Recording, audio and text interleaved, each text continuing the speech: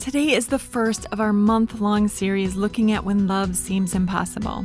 I know there's a place for fairy tales, Prince Charming, and being swept off your feet, but 24 years into marriage, I prefer practical. I've watched the godly people in my life weather the storms of their relationships, and I want to encourage you, especially if you're struggling. Thanks for joining me. I am so glad you're here. Hey, it's Albee Swenson, wife, mother, worrier, overthinker, type A, holding on to God and His promises to get me through the day. Thanks for joining me to explore everyday issues from a biblical perspective so we can all know and love God more.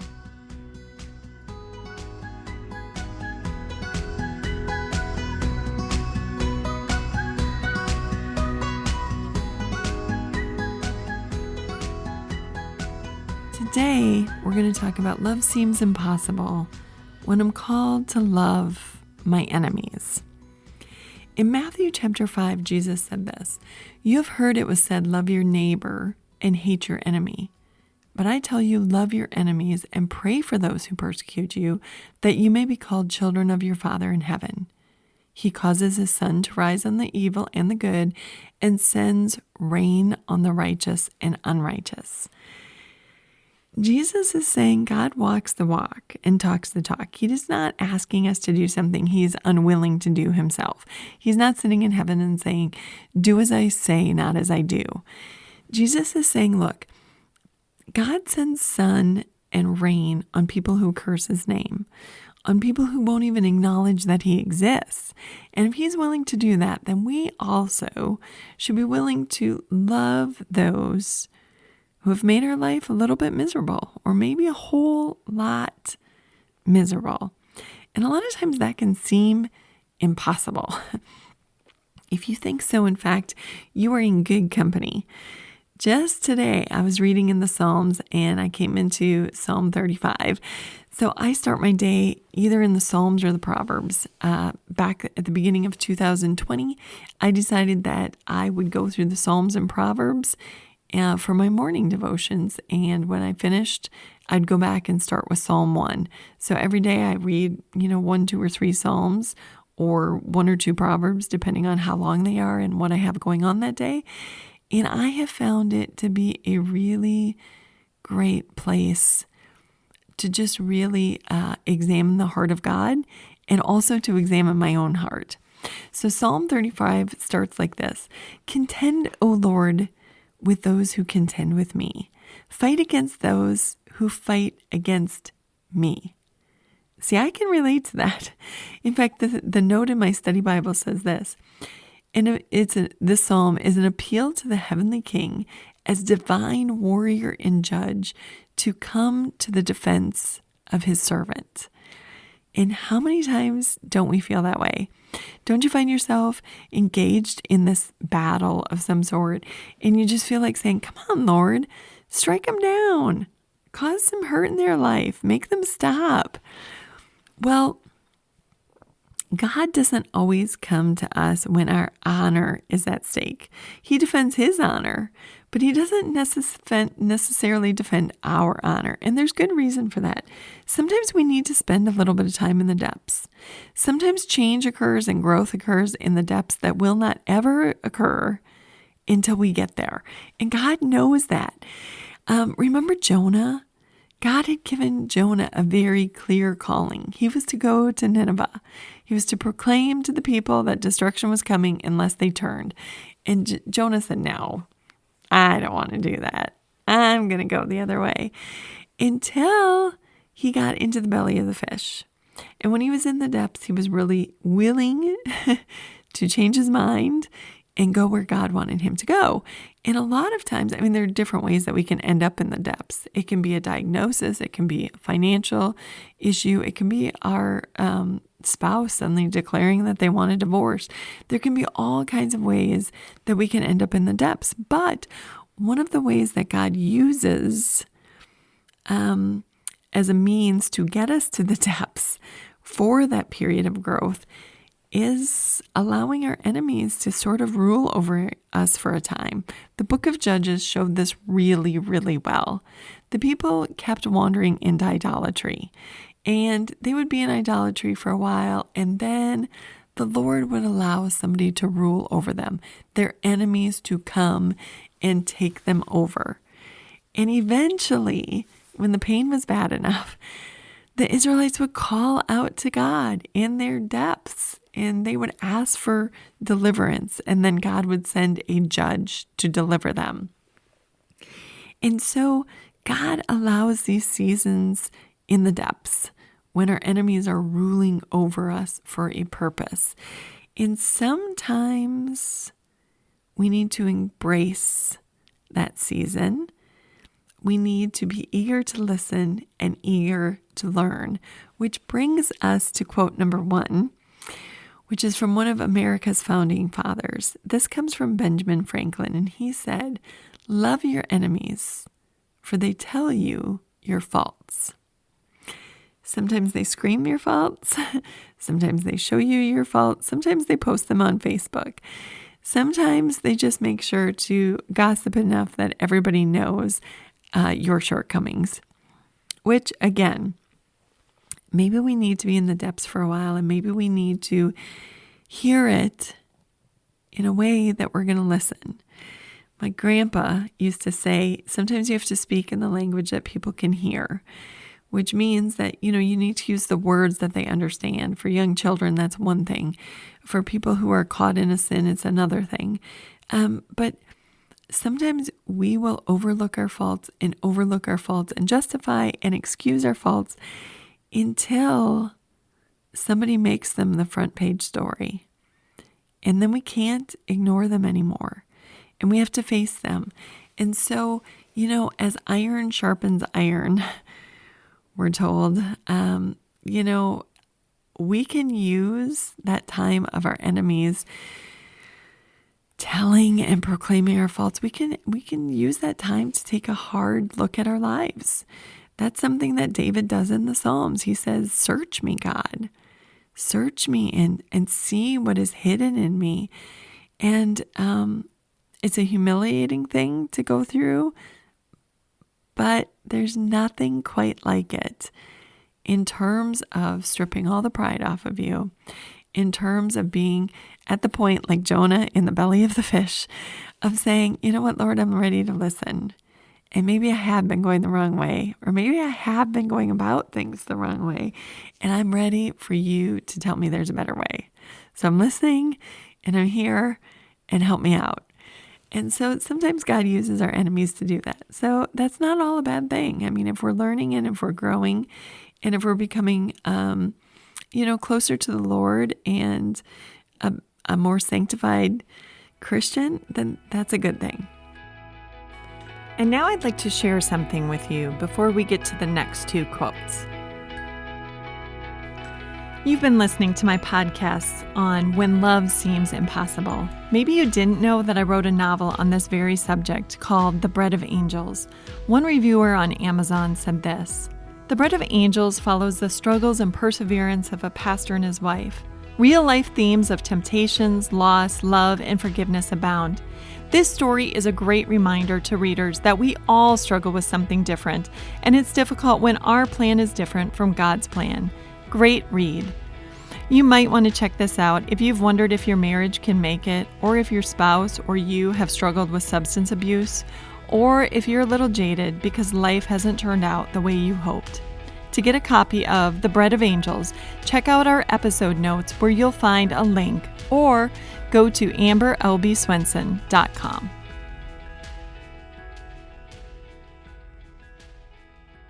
Quote number 2 is from a very unlikely source, from Norm Macdonald, who used to be a comedian on Saturday Night Live. He said, "Instead of loving your enemies, have no enemies to love." And this sort of echoes the thought from Martin Luther King Jr., who said, "Love is the only thing that can turn an enemy into a friend." Now, I just want to point out there are times that you need to draw the line in the sand. There are times that we have to declare war. There are issues and there are situations that are worth standing up for and going to war over. I think of Martin Luther, the reformer now, not Martin Luther King Jr., but the reformer Martin Luther, when told that he had to take back all his works. And he thought about it and he said, I can't recant. I'm bound by conscience to stand by these works. They're meaningful and according to the Bible, they're true. So I can't recant. He put his, flag down. He put his line in the sand and he said, I'm declaring war. Basically, he was declaring war against the Catholic Church. So there are times that you have to draw the battle line. But you know what? There's a whole lot of times, and in fact, many, many, many more times that you really need to overlook. That you need to make sure you're not going to war over things that are petty or over things that have no eternal value. In fact, 2 things have really helped me with this. And one of them is asking myself, does this have eternal value? Am I going to war over something that could hurt somebody else's faith, could hurt my own faith? Or does it really have the eternal value that's worth standing up for? If this is just a matter of, my pride, or if this is an inconvenience, probably not worth going to war over. But if there's something, there's something that could potentially have an eternal impact on myself or my children or my spouse or the community, then yes, it is absolutely worth going to war over. Another thing that has helped me in this respect is to learn to be grateful. So we can go to war over all kinds of things. We can keep score of in our families over who does how many chores, and we can go to war and we can, just always be on the rampage. Or we can choose to be grateful. And that's been fundamentally changing for my life when I have learned that every complaint, or most complaints anyway, you can turn into gratitude and it can change you completely. So, for instance, I could choose to complain about the fact that I spend, several hours in the kitchen every day making food for my family. I could choose to complain about the dirty dishes. I could choose to complain about running the dishwasher every day and sometimes twice a day. Or I could choose to be grateful that I have a large family, that the family is healthy and growing and everybody can eat. I can choose to be grateful that I have food that I can make for my family, that I have food in the cupboard, that I have a stove and appliances that help me to prepare this food for the family. There are a million ways that you can complain, but most of those can also be turned into reasons to be grateful. And when you do that, everything changes. You quit turning the people around you into your enemies, and you start to appreciate them, which is huge. This is, again, just turning your enemies into your friends, choosing to love your enemies, choosing to say, this isn't worth going to war over. And that can make a profound difference and impact on your life.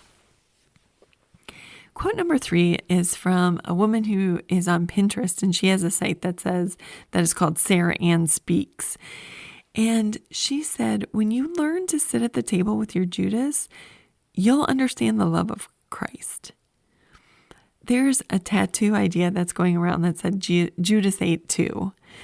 And the idea is that on the night that Judas betrayed Jesus, Jesus fed him too. Judas ate there too with all the disciples. He was eating at the table with Jesus just before he left to betray him. Not only did Judas eat at the table, Jesus washed Judas' feet. So that's the kind of love that Christ emulates, that Christ was. And that's the kind of love that Christ is asking us to have. Remember The Hiding Place by Corrie ten Boom? In it, she talked about the SS officer who came to see her speech after the war. She had gone around Germany and she was talking about, the atrocities of war and how God had worked despite the war. And an SS officer came up to her afterwards, and he was an SS officer that she recognized from the very concentration camp where her sister died, her beloved sister Betsy. And this officer came up to her and extended his hand to her and said, "Isn't it great that Jesus died for all of our sins?" So no admission of guilt, no apology, just sort of, yeah, Jesus died for me too. And in that moment, Corrie ten Boom realized she could not forgive the man on her own strength. So she said a quick prayer, asking Jesus to come and help her to forgive even this man. And the next moment, she found herself shaking the man's hand. I don't know about you, but I haven't had to spend time in a concentration camp. I haven't watched my beloved sister die at the hands of other people. If Corrie is able to forgive that with the help of the Holy Spirit and Jesus, I'm not sure there's a whole lot that I shouldn't be able to forgive. Have you heard the song Forgiveness by Matthew West? It's this incredible story, song that tells the story of this woman in Florida. She had 4 children, and she had twin daughters, and one of them was on the way home from the beach one night with another friend, and a drunk driver hit the car and killed this woman's daughter and friend. And she ended up having a mission to go around the country and talk about the dangers of driving impaired and really trying to help people to make better choices, to not get behind the wheel and not, cause people to be maimed or killed. And as she was doing this, she realized something was missing. And the something that was missing is that she was never able to forgive the man who did this to her family. And so she sought him out in this Florida prison. She sought out this man who had been 24 at the time that this happened. She sought him out and she told him that she forgave him. This was absolutely life-changing for him. So much so that he came to know Christ and come to faith. And afterwards, this mother actually went to the court on his behalf and had his sentence reduced by half in order that he could get out and start over and have a new life. It's such a touching story that as I watch it, I'm again brought to the same place that I am with Corrie ten Boom in saying, this woman, with God's help, was able to forgive so much. Yeah, I have been hurt. I've been hurt deeply in my life. But if they're able to forgive that, shouldn't I also be able to forgive the people who have hurt me? And go beyond forgiving them to actually loving them and being a conduit of God's love in their life so that even they might be saved. That, to me, seems to be worth getting over things for the sake of another soul in eternity, in heaven. That seems to be a worthy ambition. That's that storing up treasures in heaven that Jesus talked about. Don't worry about storing up treasures here. These things are going to be gone. They're going to deteriorate, or someone could come and steal them. But man, you store up a treasure in heaven, another soul that you can spend eternity with. That's something worth pursuing. So I know a lot of situations can seem impossible, and it can seem that it is absolutely impossible to love our enemies and those who have crossed us and those who continue to make our life miserable. Maybe we just need to look at it differently. Maybe we need to look and see if there's any way that they could sharpen us, that we could learn from our enemies. Is there any way that we could love our enemies so that they become our friend? And is there any way that we could be like Jesus and affect our enemy's life with such profound love that even they turn and come to know Christ? This has been Little Things, because in God's kingdom, the little things are the big things. I hope you were encouraged by today's episode on loving your enemies. Next week is Valentine's Day, and we're going to be talking about loving our spouse, even when it doesn't come easy. And I know it's supposed to be this super epic, romantic day, but let's face it, marriage is a whole lot more than one day. So I hope you'll join me next week for Little Things. Don't forget to rate and review this podcast so that it can become visible to other people. And if you know of somebody who really needs to hear this message, please point me in this direction. Always know and understand that we appreciate your prayers so much.